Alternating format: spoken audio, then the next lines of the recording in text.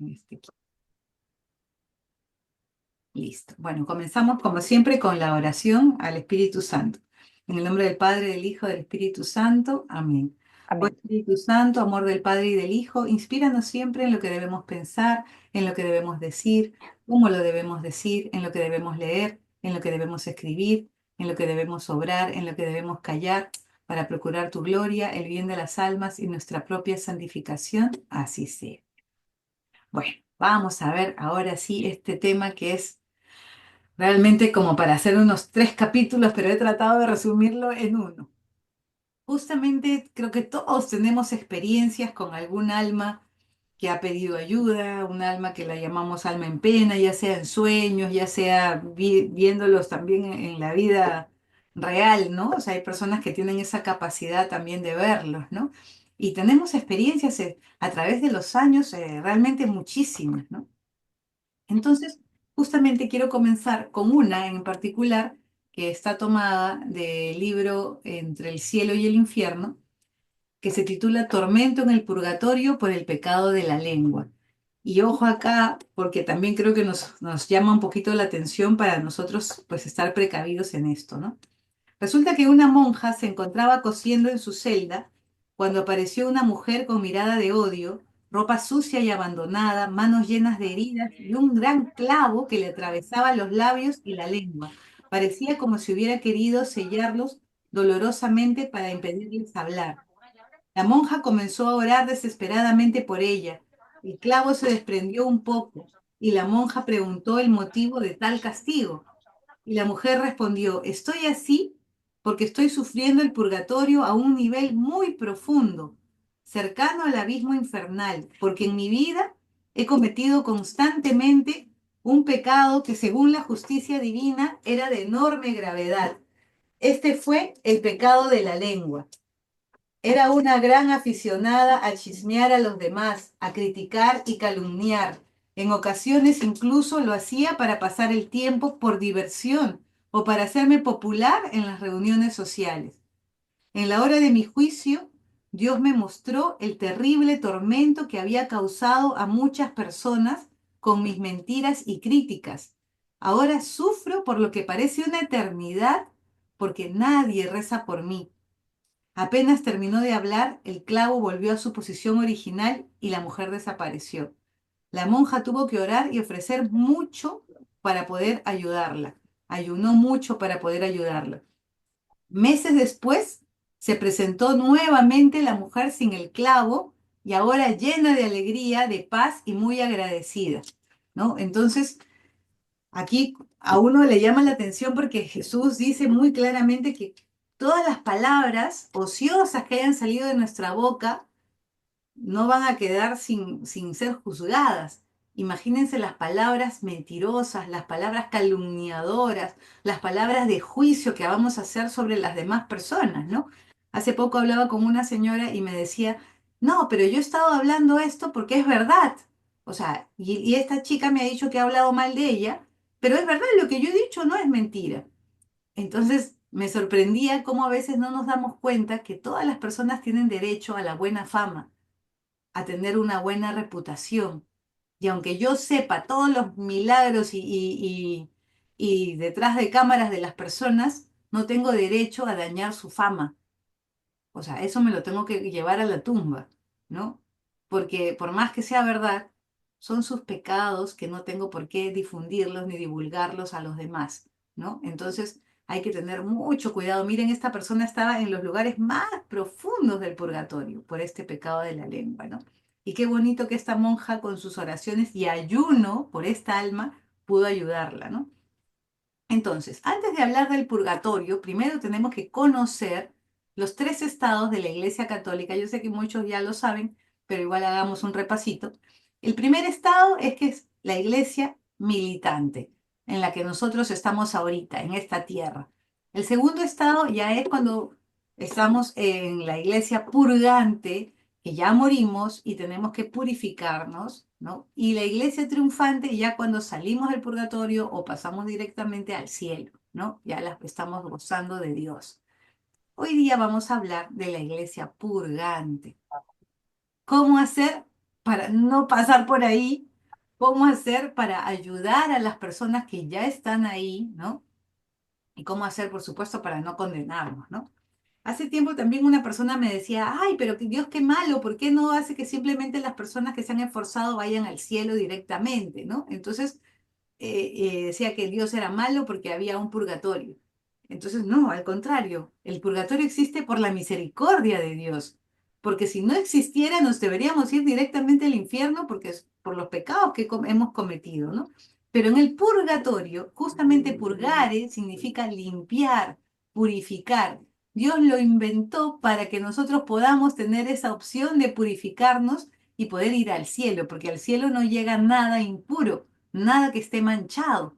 Entonces no podemos ir sin estar limpios o purificados. Entonces, el purgatorio no es necesariamente un lugar, porque acuérdense que en el otro lado no existe tanto como un lugar físico, sino más bien un estado temporal, ¿no? Temporal porque esto va a acabar para los que han muerto en gracia de Dios, o sea, sin pecado, ¿no? Pero que aún necesitan purificarse para entrar al cielo. Es distinto del infierno, que ahí sí es para siempre, eternamente, y estamos 100% separados de Dios. En el purgatorio se vive un estado de amor y de esperanza, mientras que en el infierno hay odio y desesperación, ¿no?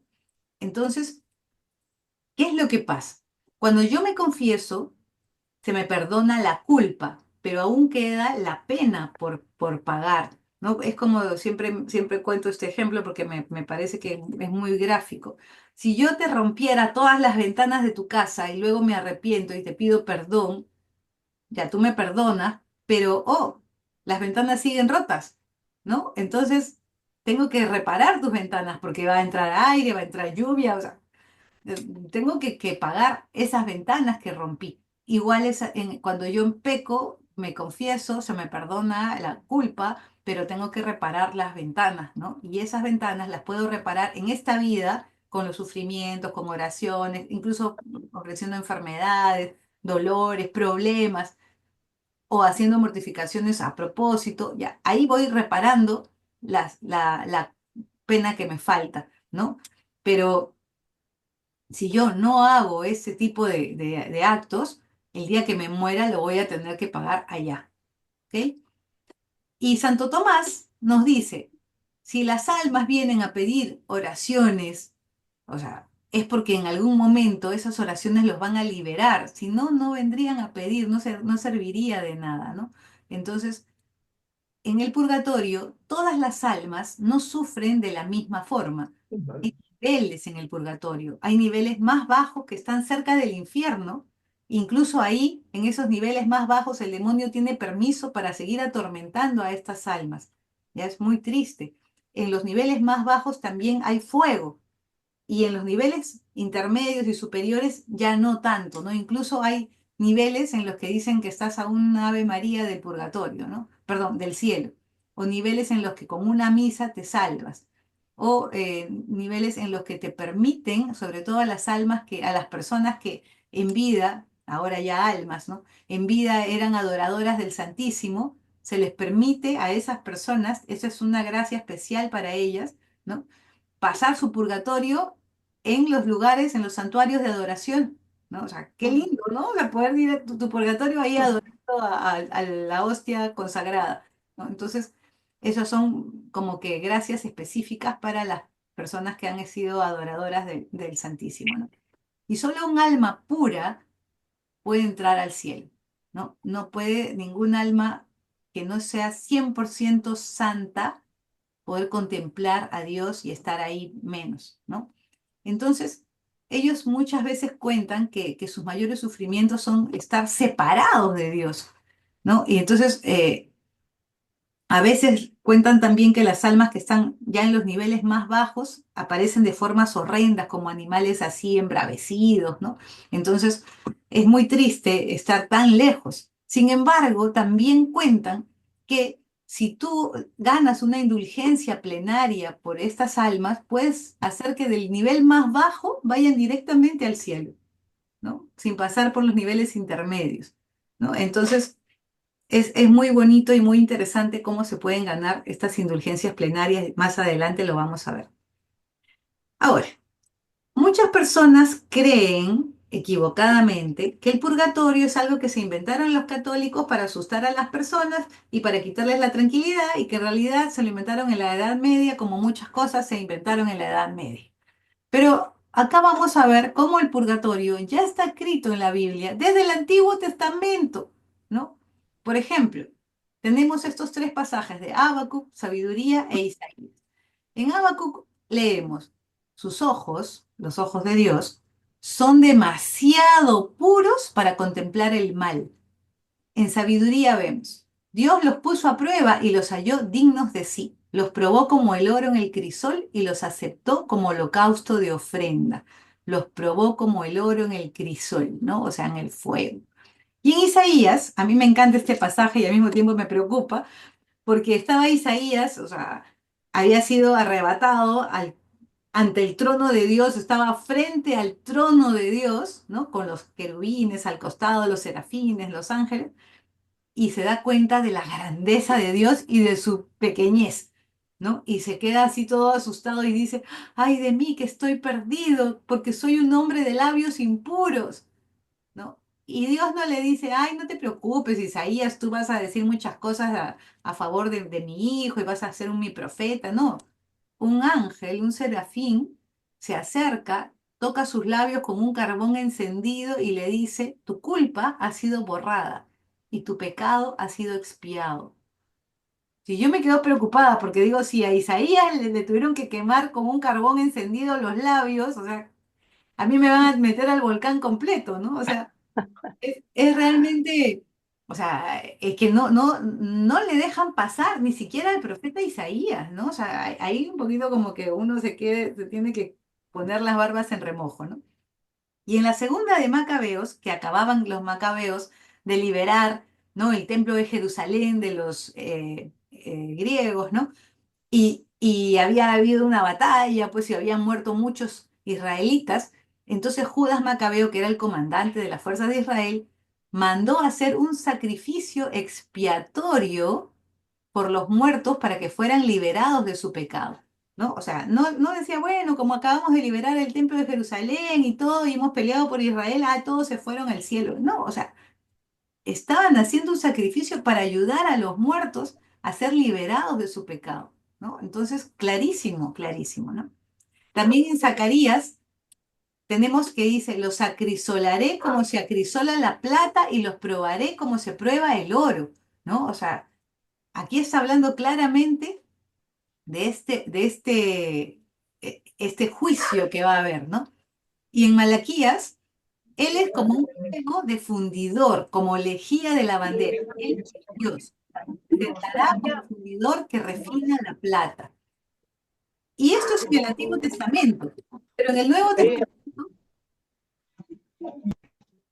sí, chicos, su micrófono. En el Nuevo Testamento, San Mateo menciona un pasaje en el cual Jesús nos dice, ponte de acuerdo con tu adversario pronto, ¿no? Mientras vas con él por el camino. ¿Cuál es el camino? Esta vida, ¿no? Porque estamos militantes, ¿no? La iglesia militante. No sea que el adversario, ¿no? Cualquier persona, tu prójimo, te entregue al juez, véase Dios, el juez te entregue al guardia y seas echado en prisión. Vamos a, aquí silenciamos. Vamos a ver que el micrófono está abierto. Ya. Entonces, y dice claramente, ¿no? Ponte de acuerdo con tu adversario para que en el momento del juicio, no seas echado en prisión. Porque en verdad te digo que no saldrás hasta que hayas pagado el último centavo. O sea, aquí está hablando claramente de que después del juicio, si yo no solucioné mis problemas aquí en la tierra, voy a ser echado en prisión, véase purgatorio, y no voy a salir hasta que haya pagado el último centavo, ¿no? También en Mateo habla Jesús diciendo, quien hable una palabra contra el Hijo del Hombre será perdonado, pero aquel que hable una palabra contra el Espíritu Santo no será perdonado, ni en este mundo ni en el que vendrá. Y aquí cojo la reflexión de San Agustín, que me encantó. Él muy sabio, inteligentísimo, empieza a razonar lógicamente. Oye, si dice Jesús que los pecados contra el Espíritu Santo no se perdonan ni acá ni allá, quiere decir que hay pecados que se perdonan allá, o sea, quiere decir que hay pecados que sí puedo pagar allá, ¿no? Lógicamente, ¿no? Entonces aquí está otra vez haciendo referencia al purgatorio. Y en Apocalipsis nos dice San Juan que no entrará en el cielo, en ella, nada impuro, ni quien cometa abominación y mentira, sino solo los que están inscritos en el libro de la vida del Cordero. Y también San Pablo, en la primera carta de los Corintios, dice, un día se verá el trabajo de cada uno y se hará público en el día del juicio. ¡Qué vergüenza! Cuando todo sea probado por el fuego. El fuego pues probará la obra de cada uno. Si lo que has construido resiste al fuego, serás premiado. Pero si la obra que se convierte en cenizas, el obrero tendrá que pagar. Se salvará, pero no sin pasar primero por el fuego. Y acá lo explicamos claramente con esta imagen. Vemos que esta persona durante su vida hizo oro, plata, joyas, pero también algunas de sus obras fueron de pajita y de maderita. Entonces, si va al cielo con su paja y su madera, va a contaminar el cielo, no puede entrar ahí, nada imperfecto. Y si va al infierno, tampoco sería justo porque él tiene su oro, sus joyitas que también hizo, ¿no? Entonces, ¿qué hacen? Lo pasan por el fuego para quemar la paja y la madera y que solo quede las joyas, el oro, la plata. Entonces, eso pues está clarísimo, ¿no? Vamos a ser sometidos al fuego para quemar lo que no es digno, ¿no? Ahora, ¿cuánto va a durar el purgatorio? Eso depende de cada persona, ¿no? Es diferente el tiempo. Algunos están por minutos, otros por horas, otros por días, por semanas, por meses, por años, hasta el fin del mundo incluso. O sea, hay gente que está desde hace mucho tiempo y su castigo es hasta el fin del mundo. Qué fuerte, ¿no? Qué fuerte. Y dice aquí, esto lo saqué de Catholic Answers Enciclopedia, los castigos temporales serán sufridos por algunos solo en esta vida. O sea, unos van a llevar su purgatorio en esta tierra, qué bonito. Por otros va a ser luego de la muerte y por otros en ambos. Pero todos antes del más estricto y final juicio, ¿no? O sea, todos vamos a pasar por un juicio. Todos, todos, todos, todos. Entonces hay que, como dicen por ahí, hay que hacer números y ver cómo vamos, ¿no? Y qué puedo hacer para ir cambiando y pagando mis penas aquí, ¿no? Entonces, les quiero leer la historia de Fray Daniel Natale. Este Fray Daniel Natale era un monje que era muy amigo del Padre Pío. Acá vemos su foto real de él con el Padre Pío. Eran muy, muy amigos, estaban en el mismo monasterio, pero lamentablemente este padrecito tenía unas dificultades con su voto de pobreza y por ahí de vez en cuando en las limosnas se había quedado con algunas liras, ¿ya? No para ir a hacer cosas malas, sino que para comprarse una galletita, para comprarse algún gustito, pues que humanamente lo entendemos muy bien, ¿no? Pero el voto de pobreza les impide a ellos hacer eso, ¿no? Entonces resulta que se enferma de gravedad y el padre Pío lo manda a Roma y eso está todo documentado. Pueden encontrar su historia en muchas partes en internet y está bien documentado. Y él llega a la clínica Regina Elena, ¿no? Donde lo atiende el profesor Ricardo Moreno, que en esa época él era el que se encargaba de, ¿no? de toda la atención. Y lo operan, hacen todo lo que tenían que hacer, pero él llega a morir, porque bueno, su operación era demasiado delicada. Y cuando muere, le hacen el juicio y le dan 2 horas de purgatorio. Él estaba felicísimo. 2 horas, qué maravilla. En 2 horas y me voy al cielo para siempre con Dios, ya no cabía de felicidad. Así que se fue bien contento al purgatorio. Esas 2 horas se volvieron una eternidad y él ya no soportaba y dice, cuenta acá que se les voy a leer, esas 2 horas parecieron una eternidad, lo que más me hizo sufrir no fue el fuego, sino estar separado de Dios, haber tenido todos los medios para salvarme y no haberlos aprovechado. Así que salió del purgatorio y fue a buscar a uno de sus hermanos del convento, pero el hermano no lo podía ver, solamente escuchaba su voz, ya que él no tenía cuerpo, y le pidió oraciones. Así que obviamente el hermano seguramente le contó al Padre Pío, le contó a todos los hermanos, se pusieron a rezar por él, y él, estando en el purgatorio, ve que la Virgen llega, ¿no? Como a saludarlos, a verlos, ¿no? A ver cómo están sus hijitos sufriendo, y él le ruega: oh Virgen María, consígueme del Señor la gracia de volver a la tierra y de vivir mi purgatorio allá. Y el Padre Pío también se apareció ahí hablando con la Virgen, ¿no? O sea, también fue de paso él ahí a decirle: Virgen María, por favor, ¿no?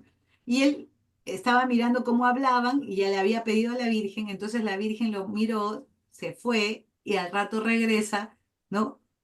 Sonriente, como que, ok, ya logré, ya pedí permiso a Dios, ¿no? Y te regresas. Y él revive en pleno velorio, ¿no? Ya lo estaban velando. Entonces ya se imaginan la gente, ¿no? Todo el mundo salió disparado, corriendo, despavoridos, aterrorizados, y cuando ya, bueno, regresan y todo, la gente no le creía, o sea, les costaba mucho entender lo que estaba pasando. Así que él empieza a, como que recibió en ese momento una gracia, y empieza a tener una visión del doctor, que no era hora de llegada ni nada, llegando ¿no? A su hospital a visitarlo, ¿no? Y él decía: el doctor está llegando, está bajando de su carro, está subiendo las escaleras, va a abrir la puerta, y en el momento que él dice: está abriendo la puerta, el doctor abre la puerta. Y lo que dice el doctor es, o sea, te veo, y gracias a que te veo, creo, porque yo no creía, pero ahora, después de lo que te ha pasado a ti, ahora yo soy creyente, ¿no? O sea, el doctor fue el primero en que se convirtió, ¿no? Gracias a todo lo que él empezó a hacer, ¿no? Y luego vivió 42 años más, Fray Daniel Natale, ¿no? Y le decía a Dios: Señor, dame todos los sufrimientos que quieras, pero un día déjame ver en el paraíso a todos los que yo he acercado, ¿no? Y qué bonito, ¿no? Su historia es muy bonita, yo la he resumido aquí, pero de verdad que la pueden buscar en internet, y es muy interesante, ¿no? Entonces, seguimos.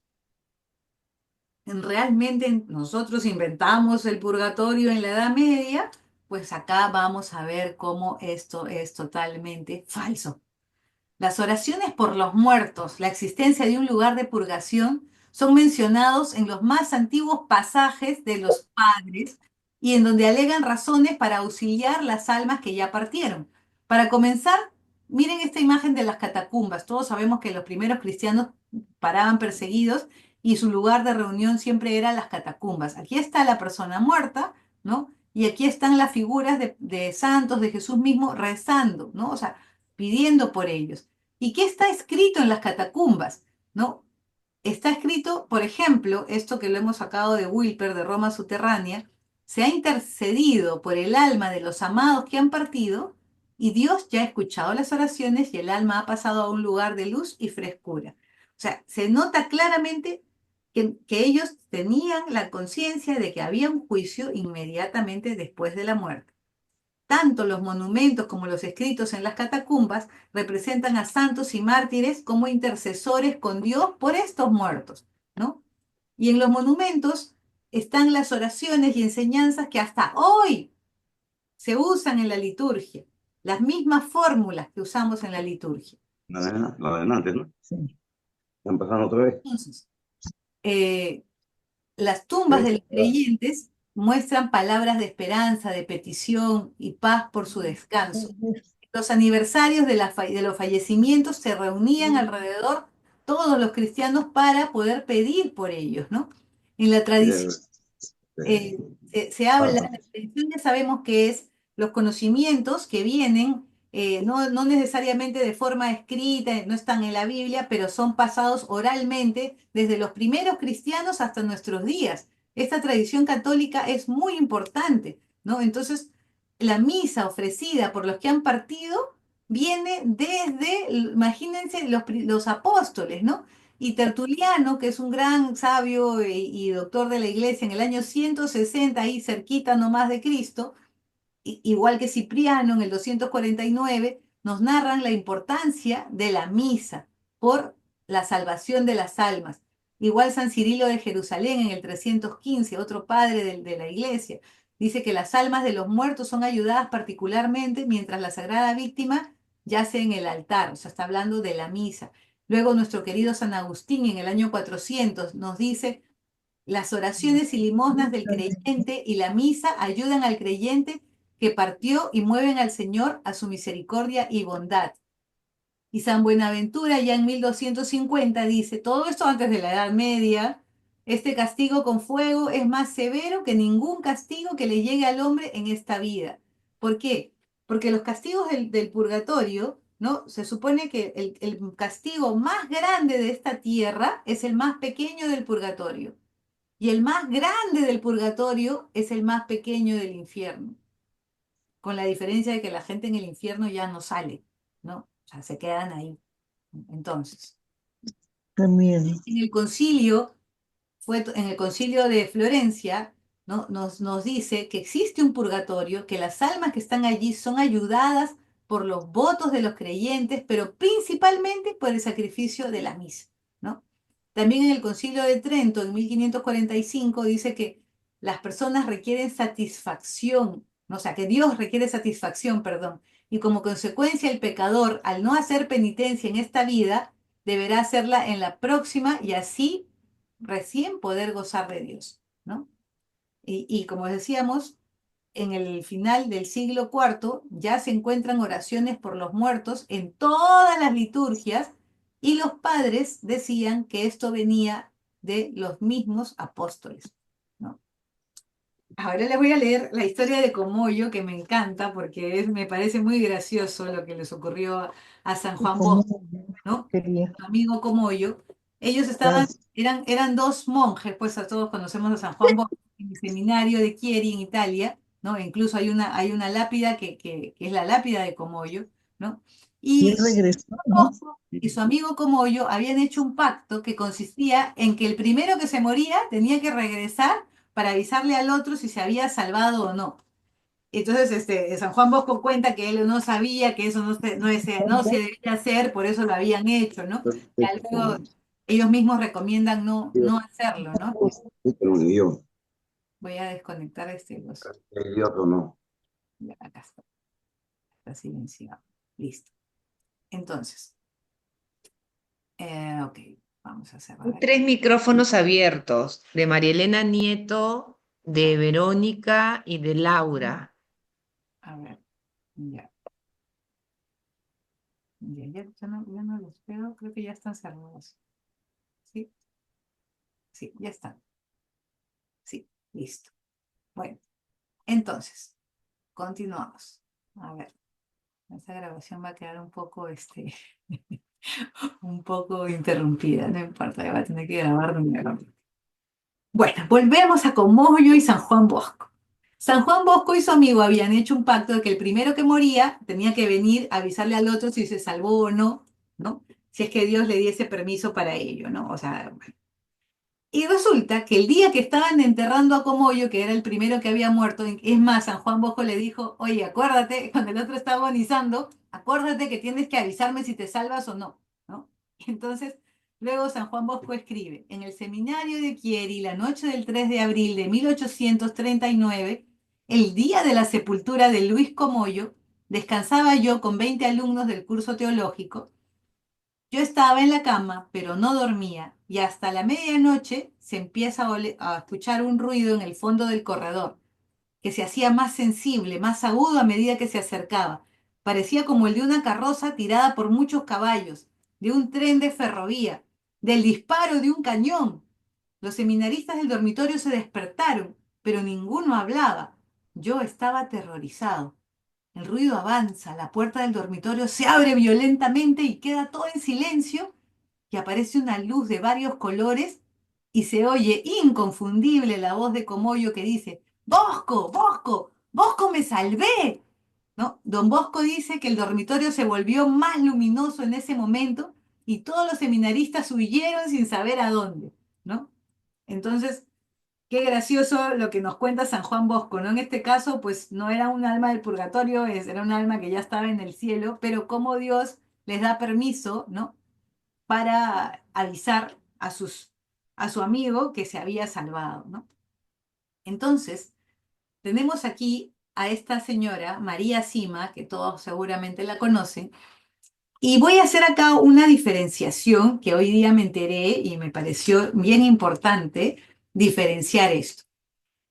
Hay un libro que se llama Sáquennos de aquí, que supuestamente está basado en María Sima, y sí, está basado en María Sima, en sus visiones, pero este autor le agregó otras cosas que nunca dijo María Sima, por si acaso, hay que saber, o sea, sáquennos de aquí, no es recomendado, si es que lo quieres leer como una novela, puede ser, pero preferible incluso no, porque habla también por ejemplo, que John Lennon se salvó y estaba Marilyn Monroe, no sé qué, y todas esas son cosas del autor.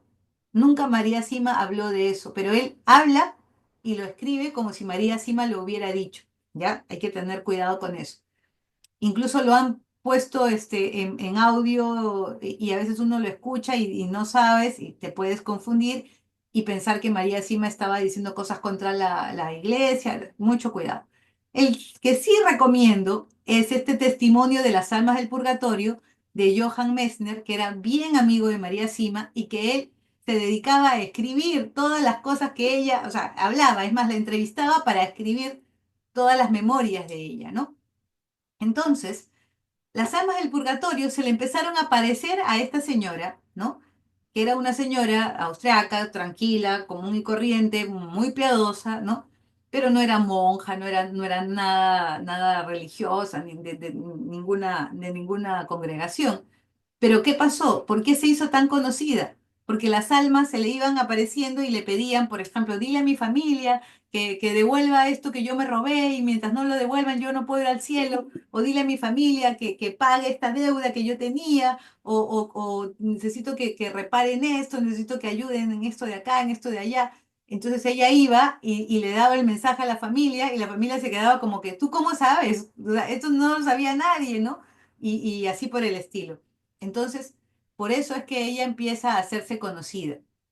Entonces ella comenta que las almas se le aparecen de diversas formas, en diversas maneras, que algunas se muestran con apariencia humana, como eran en su vida mortal, pero que están siempre vestidas con ropa de trabajo y no de fiesta, que a veces están envueltas en llamas, que dan un aspecto terrible, y que cuanto más purificadas están, se les ve más luminosas y amables, afables, ¿no?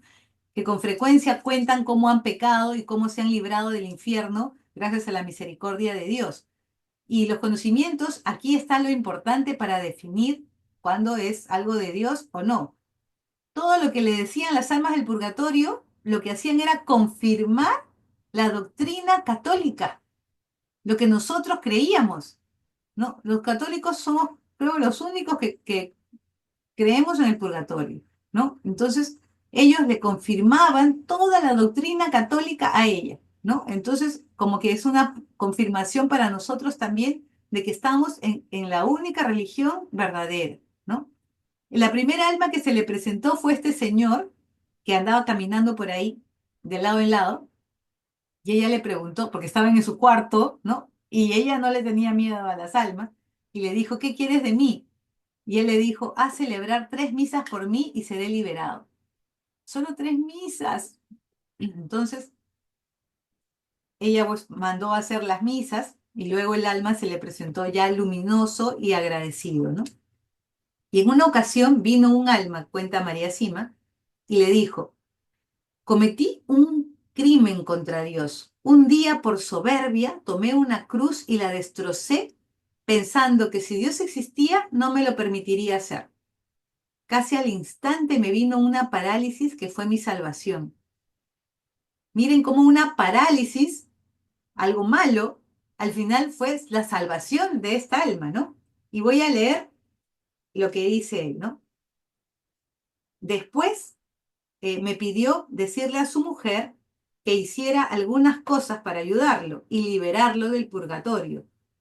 Ella, la mujer, la esposa, se había salido de la iglesia católica y se había hecho protestante.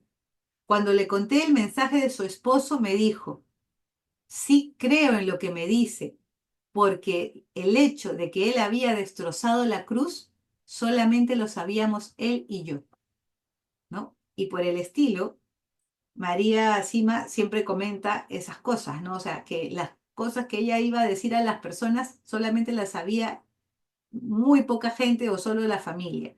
Y esta mujer de nuevo entró a la iglesia católica. Se arrepintió pues de lo que se había salido. Y aquí tenemos que diferenciar grandemente lo que es evocar de lo que es invocar, ¿no? Yo les comentaba en la mañana que antes yo lo había entendido al revés. Yo creía que evocar era lo que sí se podía hacer y no invocar, pero estaba equivocada. Cuando hice esta investigación dije, era al revés. Invocar es pedir por las almas del purgatorio, ¿no? Rogar porque se acorte su tiempo, pedir para que Dios les perdone, ganar indulgencias por ellas. Eso es invocar a las almas del purgatorio. Evocar es buscar un medium para que me contacte con mi familiar que se murió, leer las cartas, buscar, hacer espiritismo, hacer ouija, peor todavía, ¿no? Entonces, Dios prohíbe el espiritismo, no le gusta, porque lo que viene ahí generalmente es el demonio y se hace pasar por tu familiar. Y por supuesto, como el demonio ha visto las cosas que han pasado, te puede decir también muchas cosas que no necesariamente son buenas, ¿no? Y te puede confundir y él es el padre de la mentira. Entonces, nunca nosotros buscarlas. Dios permite que algunas almas se comuniquen con nosotros y nos pidan oraciones, ya, chévere. Recemos por ellas, acojamos a esas almas, pero, ¿no? Incluso yo sugeriría que ante una presencia de un espíritu, rezar siempre el Ave María, echar agua bendita, y si el alma no se va, es que es un alma. Si se va, es porque no es un alma, ¿no? Entonces, tener mucho cuidado con eso. Entonces, sí podemos invocar a las almas para pedir por ellas, ¿no? Pero hay personas también que confunden esto. O sea, creen que le deben pedir cosas a las almas del purgatorio, ¿no? Casi como un chantaje. Yo rezo por ti si me das tal cosa, ¿no? Entonces, eso no es muy, como que no suena muy católico, no suena muy de Jesús, ¿no? Entonces, yo puedo pedir su intervención cuando ya están en el cielo. Y en la liturgia antigua no hay ninguna oración de la iglesia que sea dirigida a las almas del purgatorio para que me concedan algo. No, todas las son para que yo pida por ellas para que vayan al cielo. Ninguna para que ellas me concedan una gracia, un milagro. No, no existe. Esto es algo, esto sí es cosa de hace poco y sobre todo creo que en México se ve más que ellos que tienen incluso la santa muerte, que santa no es nada, ¿no? Y piden mucho a las almas del purgatorio para que ellas les ayuden, les hagan cosas, les den y gracias. Y acá voy a citar a Santo Tomás, que niega que las almas en el purgatorio oren por los vivos, porque no están en posición de orar por nosotros, sino al revés. Nosotros debemos interceder por ellos. Y nuevamente apelo a la lógica. Le pregunté a Dios, al Espíritu Santo, que me ilumine sobre esto porque decía, bueno, ¿será? ¿No será? Y me acordé de San Agustín, me imagino que por inspiración de Dios y de su lógica, y dije, claro, si cuando tú canonizas a un santo, lo canonizas porque hizo un milagro, hizo entre comillas, pues pudo interceder para que sea Dios haga el milagro, y esa es la prueba de que ya está en el cielo, que haga un milagro. Entonces, si yo pido a un alma de purgatorio, lógicamente no va a poder conseguir el milagro porque todavía no está en el cielo, porque de otra forma no sería prueba de que están en el cielo que alguien conceda un milagro de parte de Dios, ¿no? Entonces dije, Santo Tomás nuevamente tenía razón, ¿no? Porque tiene toda la lógica. Si la prueba de que me concedan un milagro es que, o sea, que de que está en el cielo es que me concedan un milagro, entonces un alma de purgatorio no puede, ¿no? Merecer todavía nada, porque no está frente a Dios, ¿no? Y justamente una de las definiciones de las características del purgatorio es que en el purgatorio no podemos ganar ningún mérito. Y esto, una vez más, refuerza lo que acabamos de decir, que no me pueden conceder ningún milagro ni ninguna gracia. Al contrario, ellas están para que nosotros los ayudemos. Y la tradición cristiana dice que solo en esta vida podemos trabajar por beneficio de nuestra alma, ¿no? Entonces, eso, mucho cuidado con eso, ¿ya? Les voy a compartir una historia, ¿no? De Marlene, que es una mujer de la vida real. Esto le pasó a mi prima, ¿no? Quien me contó en una reunión, me decía, oye Maribel, o sea, mi tía tenía a una trabajadora de la casa que hacía meses que no regresaba a trabajar, que nadie sabía nada de ella, estaba desaparecida, y luego de unos meses, mi prima Adriana sueña que Marlene estaba en una cocina llena de puertas que daban a otras cocinas y que en el techo se escuchaban Ave Marías, Ave Marías, Ave Marías sin parar, ¿no?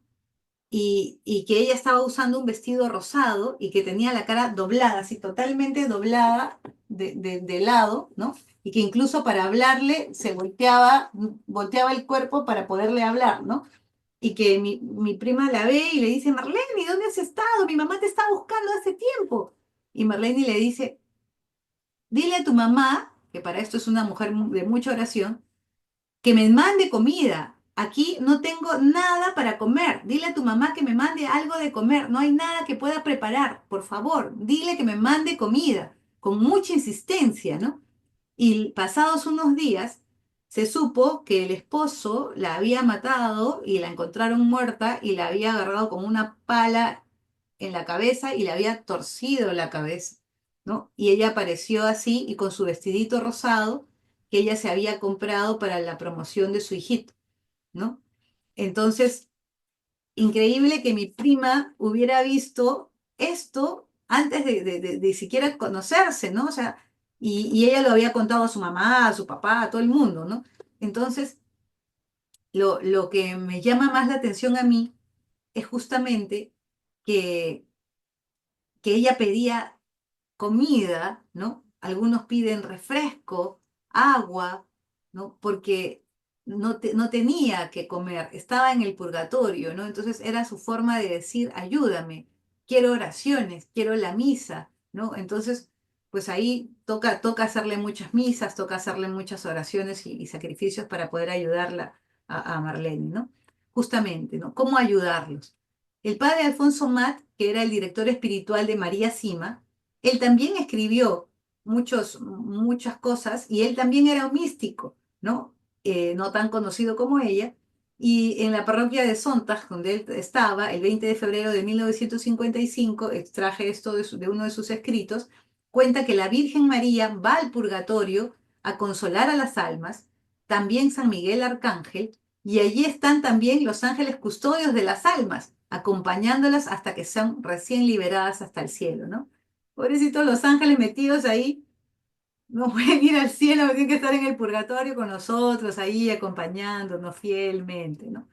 Y el padre Alfonso dice que lo más importante, claro, la oración siempre por excelencia es la misa, ¿no?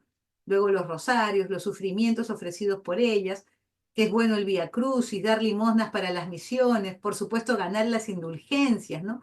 O sea, ¿cómo puedo ganar una indulgencia? Es tan fácil como rezar un rosario frente al Santísimo, ¿no? Frente a la hostia, o rezar un rosario en grupo con más de 3 personas por un alma en específico. Y ya gané indulgencia plenaria por esa alma. Incluso ahora que me hicieron acordar en la mañana, estábamos en el jubileo, ¿no? Entonces, pues ganemos todas las indulgencias que podemos ganar una indulgencia diaria por cada alma, podríamos sacar 365 almas del purgatorio, ¿no? Y ahora el cura de Ars nos cuenta otra historia que yo la puse aquí porque me parece que es importantísimo y es más, tómenle foto a esta diapositiva. Él dice que había un sacerdote que había perdido a un amigo muy querido, rezó mucho por su paz, la paz de su alma, pero un día Dios le hizo saber que su amigo estaba en el purgatorio y sufría terriblemente. Así que él pensó que lo mejor sería ofrecer el sacrificio de la misa por su querido difunto, y en el momento de la consagración tomó la hostia entre sus manos y dijo, mentalmente, ¿no? Padre Santo y Eterno, en tus manos divinas está el alma de mi amigo en el purgatorio, y en mis pobres manos de ministro tuyo está el cuerpo de tu Hijo Jesús. Pues bien, Padre bueno y misericordioso, libra a mi amigo, y yo te ofrezco a tu Hijo junto con todos los méritos de su gloriosa pasión y muerte. Y en el momento que levanta la hostia, ve, ¿no? Místicamente a su amigo que subía resplandeciente de gloria al cielo. O sea, Dios había aceptado la ofrenda, ¿no? Entonces, por supuesto, el cura de Ars nos recomienda hacer lo mismo, ¿no?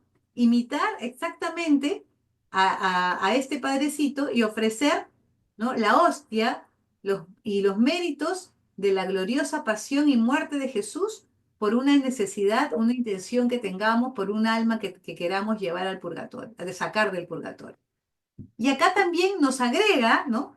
María Sima, si supiesen cuál es el valor de una sola misa, o sea, estaríamos metidos en la misa, ¿no? Y dice que las misas a las que hemos asistido con devoción van a ser nuestro mayor tesoro y que tienen más valor que todas las misas encargadas por nosotros después de muertos. Una misa en la que yo haya estado con devoción, ¿no? No pensando a qué hora acaba, ¿no? Y así también los sufrimientos que nosotros hayamos soportado con paciencia salvan más almas incluso que la oración. Hasta el deseo de salvar almas les ayuda.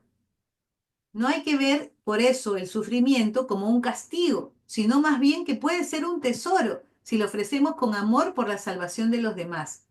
En el cielo vamos a poder saber darnos cuenta a cuántas almas podemos haber ayudado por haber soportado con paciencia nuestros sufrimientos, ¿no? Y sobre todo unirlos a los sufrimientos de Cristo. Ahora, quiero hablar un ratito nomás de las indulgencias para entender, ¿no? Hay personas que me dicen, pero si ¿cómo el Papa perdona encima de los designios de Dios? Porque el Papa es el que concede las indulgencias. Bueno, no olvidemos que Jesús le dijo a San Pedro, lo que ates en la tierra será atado en el cielo y lo que desates en la tierra será desatado en el cielo, ¿no? Entonces nosotros podemos ayudar a las almas porque somos todos miembros del gran cuerpo de Cristo.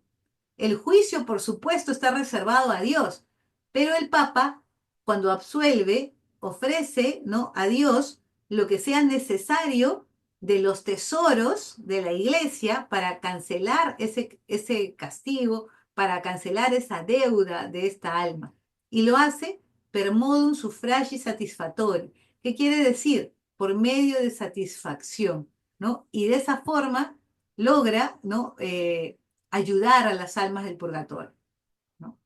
Bueno, ya vamos a las pruebas, ¿no? Esta parte me encanta. Entonces, tenemos un museo en Roma donde hay pruebas de las apariciones de las almas del purgatorio, ¿no? ¿Y cómo así? En 1867 estaba este padre, Víctor Lloet, en la iglesia del Sagrado Corazón, estaba rezando en la capilla, cuando de repente se incendia el marco de la imagen de la Virgen que estaba ahí en todo el altar, y aparece en ese incendio la imagen de una persona que se veía claramente que estaba purgante, ¿no? Que estaba sufriendo. Obviamente este padre rezó mucho por esta persona, se dio cuenta que era una petición de ayuda, pero le dio la curiosidad de cuántas, porque el marco quedó quemado y todo, de cuántas otras personas podrían tener estas pruebas en sus manos de visitas de las almas del purgatorio. Así que pidió permiso y se fue por toda Europa y consiguió 280 pruebas, ¿no?, de almas aparecidas aquí pidiendo ayuda. Pero al final, ya como siempre, la iglesia siempre es muy estricta en esto, solamente dejaron 19 porque tenían mayor sustento y eran pruebas más fidedignas, de personas más creíbles, etcétera, etcétera. Y obviamente no me va a alcanzar el tiempo para tocarlas todas, pero aquí les traje algunitas, ¿no? La primera que me gustó bastante es lo que le pasó en 1731 a la madre, a la monjita Chiara Isabella Fornaghi, que se le apareció su confesor, el padre Pancini, que era abad de Mantua, que le pidió misas por su alma y se le apareció rodeado de fuego, o sea que estaba bien cerquita del fondo, ¿no? Estaba en uno de los niveles más bajos del purgatorio. Y antes de irse, la monjita estaba cosiendo, pues no, en su telar. Él con su dedo derecho, el dedo índice, marcó una cruz en el telar, ¿no?, en la madera. Y se apoya con la mano izquierda y vemos esta marca que dejó, ¿no?, de la mano izquierda y la madera quemada por su fuego, ¿no?, el fuego del purgatorio. Luego, en 1637, también estaba otra religiosa, Chiara Schoellers, que tenía su amiga, que también era religiosa, Margarita Reletors, que se le aparece, ellas sí estaban en el convento benedictino de España, y le pide oración, y también con sus manos candentes la toca, le toca la túnica y le deja la marca de su mano quemada ahí, ¿no? Miren acá la marca de la mano quemada, ¿no? O sea, estamos hablando de 1637, ¿no? Que no podíamos falsear estas cosas, ¿no? Entonces, eh, obviamente ella pues empieza a rezar por su amiga, ¿no? Y esperemos que haya subido al cielo, ¿no? Y en 1838 en Francia estaba Joseph Schitt leyendo, ¿no? Y de la nada, en su libro, se estampan estas marcas del dedo pulgar y los 4 dedos de la mano, ¿no? Y al mismo tiempo escucha la voz de su hermano que le pide que ofrezca misas para abreviar su estancia en el purgatorio, ¿no? Estas marcas perforaron 9 hojas. Y así como esta, hay otras tantas, ¿no? Miren acá esta también, de manos que perforaron libros, ¿no? Ya estas son de otras personas. La de Joseph Schitt es esta, ¿no? Y así por el estilo, acá hay fotos de muchas más, ¿no? Acá está la de Joseph Schitt que les comentaba, acá están otras, ¿no? Otras marcas y otras historias, pero ya por el tiempo no las voy a tocar, pero ustedes pueden buscarlas en internet. Este es el Museo de las Almas del Purgatorio, ¿no? Y si quieren pueden ir a visitarlo en Roma, ¿no? Y bueno, y para terminar ya, vamos a hablar de las experiencias con ánimas del purgatorio. O sea, la primera, y que me dejó bastante preocupada, porque uno no se espera esto, es de 2 personas que habían muerto, un hombre y una mujer, ¿no? Pero, ¿qué pasó? Este señor que fue a pedirle a María Sima, es la que contó esta historia, le dijo, yo quiero que averigües dónde están estas 2 personas. Pero en realidad lo que él quería era saber si María Sima era real o era una farsante, ¿no? Y María Sima no es que le decía, ay, a ver, almas, y las evocaba, sino que a la que se le aparecía le preguntaba si podía averiguar, ¿no?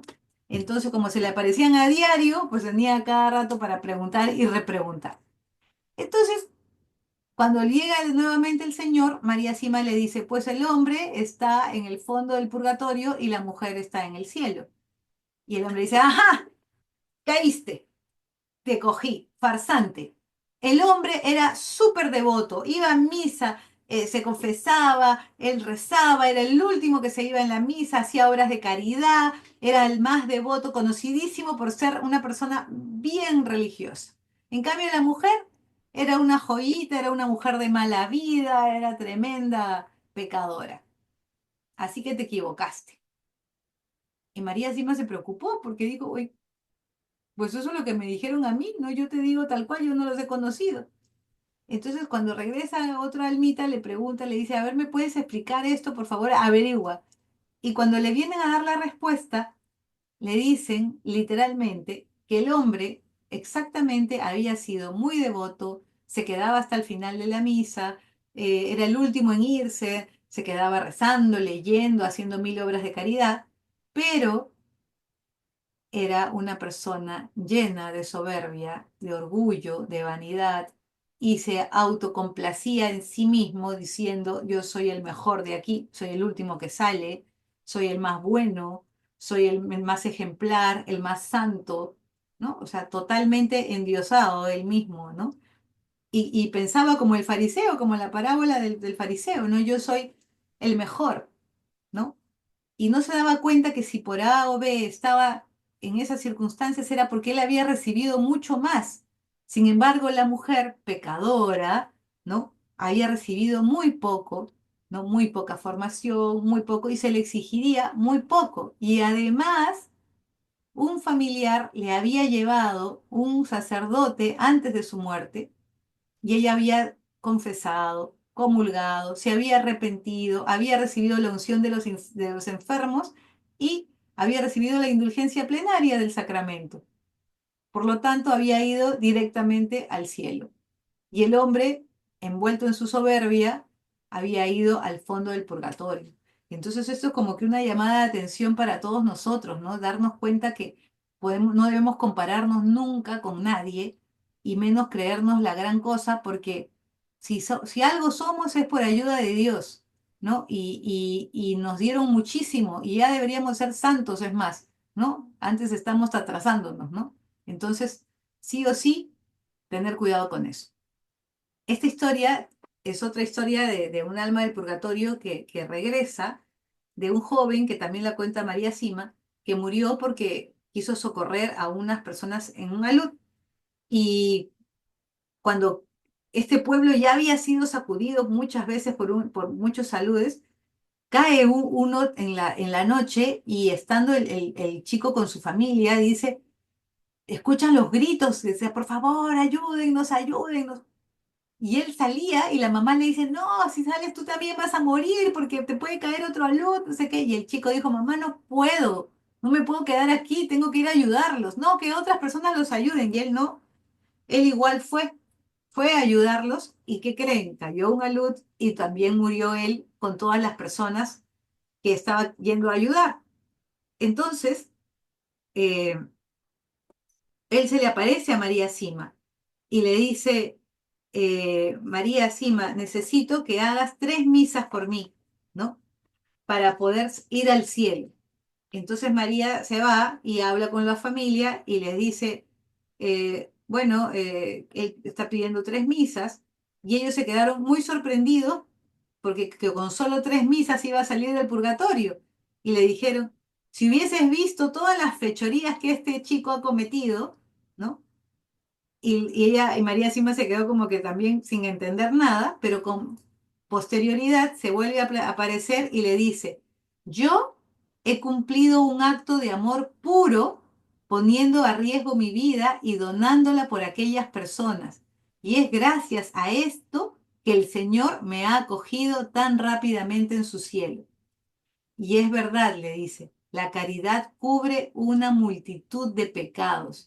O sea que si nosotros somos personas caritativas con los demás, nuestros pecados, por más grandes que sean como la grana, van a ir como haciendo contrapeso, ¿no?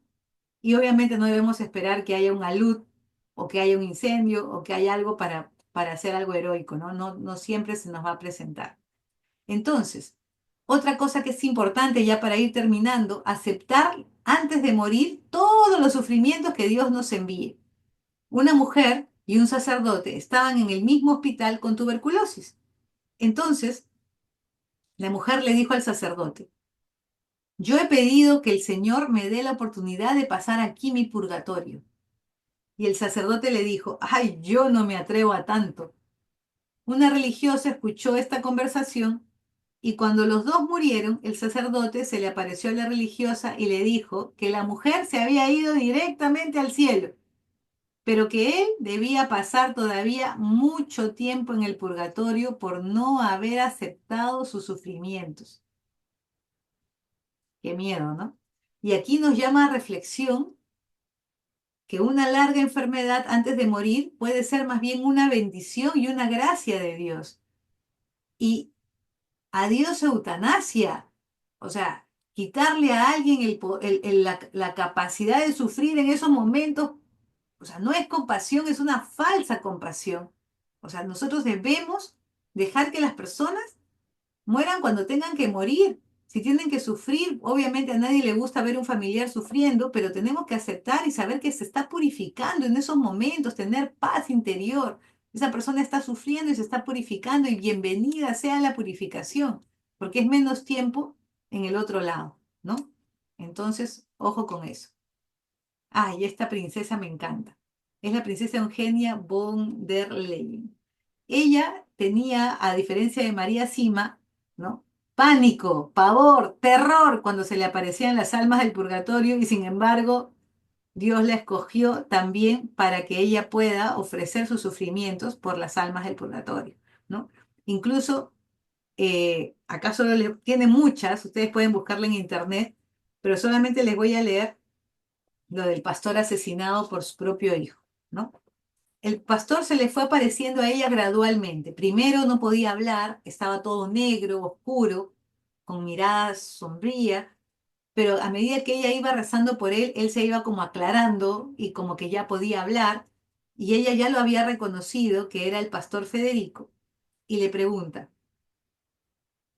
¿eres Federico el pastor asesinado? Y él responde, sí.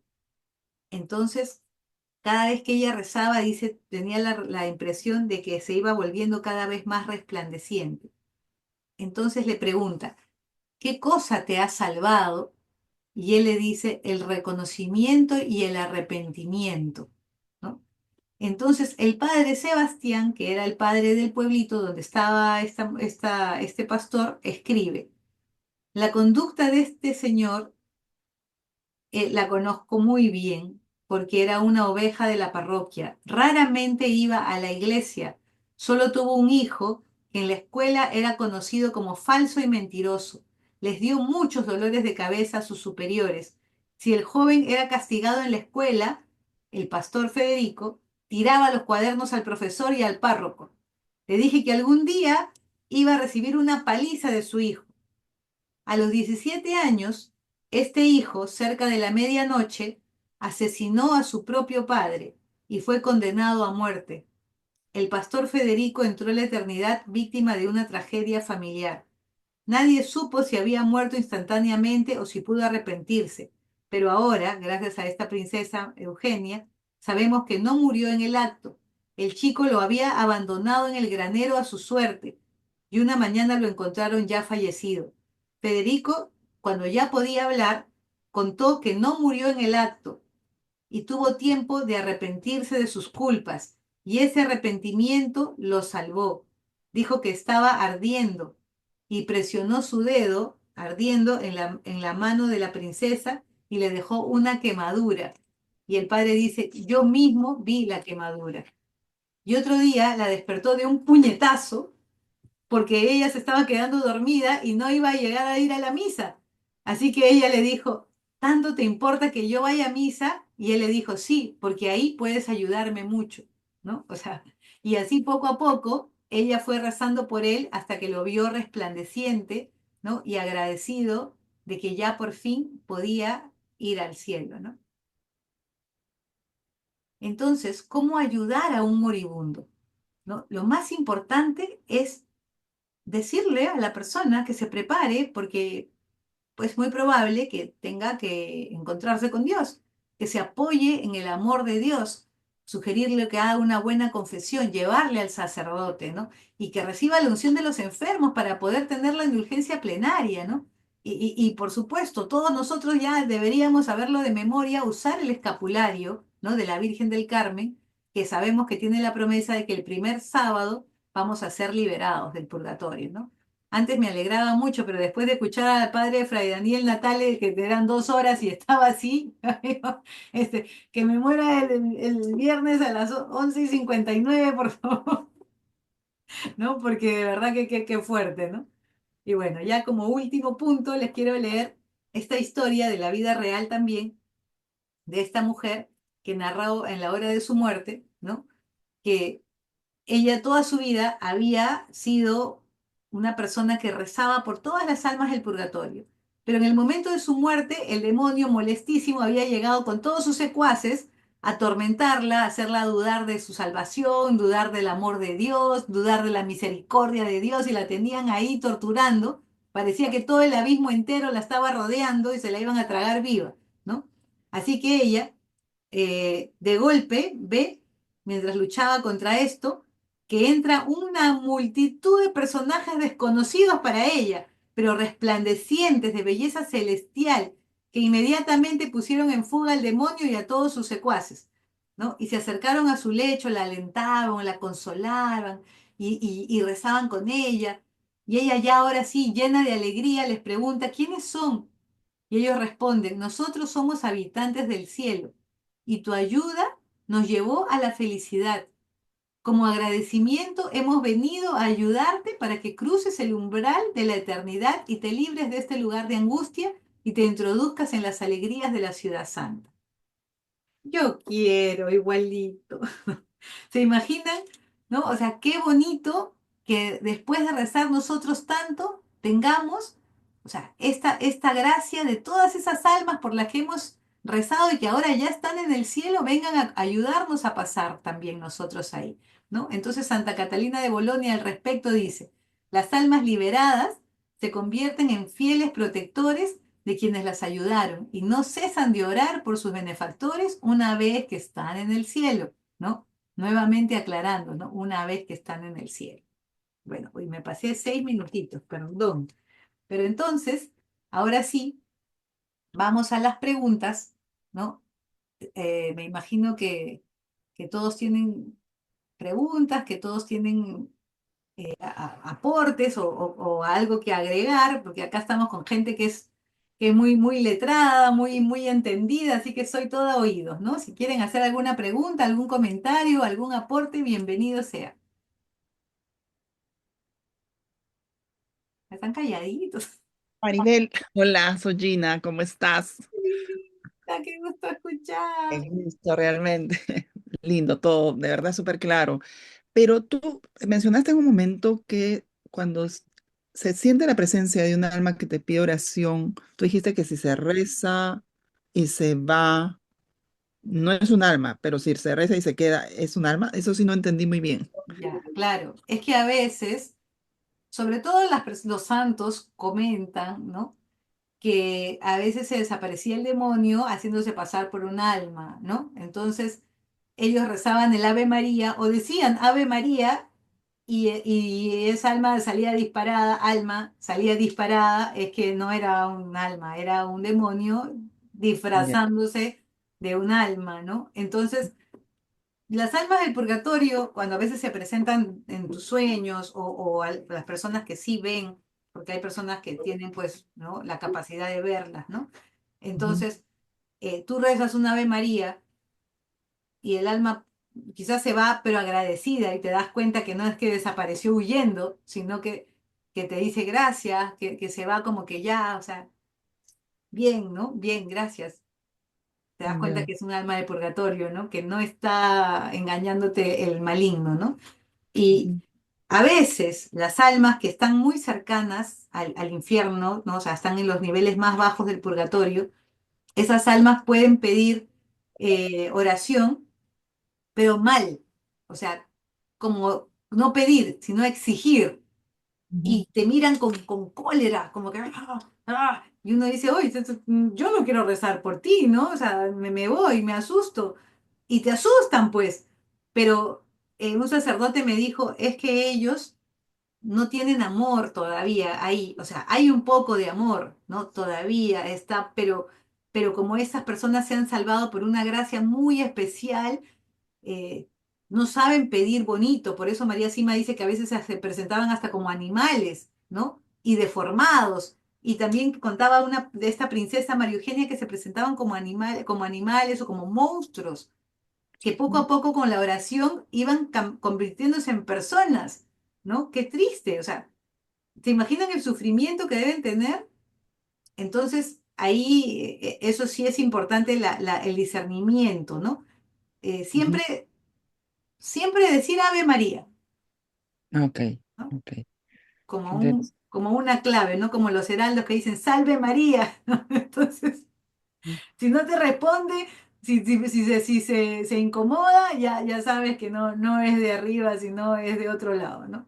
Está Interesante. queriendo Gracias, ahí hacerse pasar por otra persona, ¿no? Bueno, gracias, Maribel. vamos. Señorita Bella. ¿Alguna pregunta, alguna otra, un comentario? Hola Marita, ¿qué tal? Buenas noches con todos. Te estaba escuchando detenidamente y a veces he tenido la oportunidad de conocer personas ya con alguna enfermedad terminal que de verdad yo digo, pero ¿por qué sufren tanto, Dios mío? O sea, el sufrimiento que he visto en una persona en especial que sufrió demasiado por el cáncer que tuvo, este, pero también supe de su vida pasada, cómo era cuando estaba sana. Y ahora como que se me viene algo a la mente con lo que tú estás diciendo, ¿no? De repente hay personas que eh, sufren, padecen, pero porque están pagando la penitencia acá, en la tierra. Exacto, o sea, es así. O sea, están purgando acá, ya sea como esta señora con tuberculosis, ¿no? Que pagó con ese sufrimiento eh, todo su purgatorio acá, y hay otras que sí tienen todavía que purgar en el otro lado parte, ¿no? Está mitad, mitad. Sí, Rosario, ya. Pero yo creo que muchas personas pueden sufrir un montón aquí en la tierra y pueden utilizar ese sufrimiento para purgar, pero no necesariamente todos los que sufren un montón muriéndose el sufrimiento sea proporcional a lo mal que se podrían haber portado. Y lo otro que quería comentar es, comentaste que cómo ayudar a una persona, ¿no? Y sí, los santos óleos, el sacramento y no me acuerdo qué más dijiste, la comunión, pero eso sí, pero ¿y qué más? Tienes a la persona contigo que se está muriendo y puede ser varios días. O sea, lo único que se me ocurre a mí es rezar, prender una vela. No sé si podrías, tal vez, un consejo Claro, más ya. ahí. Sí, sí. Primero, lo primero que dijiste que me parece importante, ¿no? Lo que dijo Silvia tiene mucho sentido porque hay personas yo a veces he estado en los hospitales y como dice ella, hay personas que sufren muchísimo, otras no sufren tanto. Y lamentablemente, eh, a veces las personas que están sufriendo mucho coincide con una vida que no ha sido muy, ¿no? Adecuada, digamos, ¿no? Entonces, yo creo que Dios te concede esa gracia, ¿no? Porque si no sufres de repente eso, pues, ¿qué va a pasar al otro lado? Pero a veces hay personas muy buenas que también sufren un montón. Pues yo creo que están pagando el purgatorio acá también, no un castigo por sus pecados, sino están purificándose, ¿no? Y es más, yo ya he quedado que, por favor, igual que la señora con tuberculosis, por favor, ¿no? Entonces, por otro lado, ay, me olvidé cuál era tu otra pregunta, Rosario. ¿Cómo se podría ayudar Ah, ya, más a una ya persona? me acordé. Ya, claro. Como dices, ¿no? A veces la agonía o esto es muy, muy largo. Entonces, mira, en los heraldos del Evangelio de acá de Perú, uno entra a internet y pone tu petición gratis y ofreces la misa comunitaria todos los días si quieres por esta persona. Yo creo que eso sería el regalo más grande que uno le pueda hacer, de ofrecer la misa por esta persona. Incluso tú ir a la misa y comulgar por esa persona, ¿no? Ese día, mientras siguen en agonía, hoy día, por ejemplo, me dolió la cabeza, ya, la ofrezco por esta persona. Hoy día no me dolió nada, estaba todo perfecto, ya.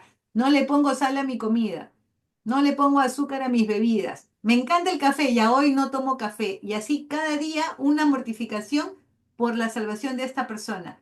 Entonces esta persona se está yendo cargadita con su morralito de cosas que tú estás ofreciendo por ella, ¿no? Entonces quizás en el juicio pongan en la balanza todos sus pecados y todas las cosas buenas que hizo y si le faltaba un poquito, agregan tus obras y por fin, ¿no? Entonces, ¿qué regalo más grande podemos hacerle a las personas de esa forma?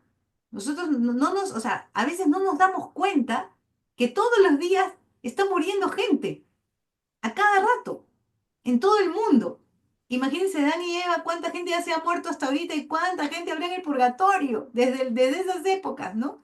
Entonces, Dios dice que con un deseo nomás de quererlas liberar, es más, en este momento que todas estamos deseando ayudarlas, ¿cuántas almas están recibiendo un refrigerio de ese tormento? ¿No? Entonces es muy bonito tener esa vocación de rezar por las almas del purgatorio, por nuestra familia, por nuestros amigos, por las que ni conocemos, ¿no? Verito, estás ahí. Vero, tu micro. Ya, algunas oraciones especiales que hay para las almas del purgatorio, así como creo que en noviembre se reza la llama del amor, creo, la llama del amor hermoso, puede ser, ¿no? La llama del Eh, amor. Sí. ¿No? El rosario con algunas cosas específicas en noviembre por las almas del purgatorio, así el resto del año, bueno, de repente también se puede rezar esa misma o Claro. algunas otras que hay ahí, pero que de repente son más específicas, no lo sé. Hay una oración de Santa Gertrudis, creo, si no me equivoco, que es, justo la pasaron en el grupo ahora, a ver, déjame ver si es Santa Gertrudis. A ver, acá está.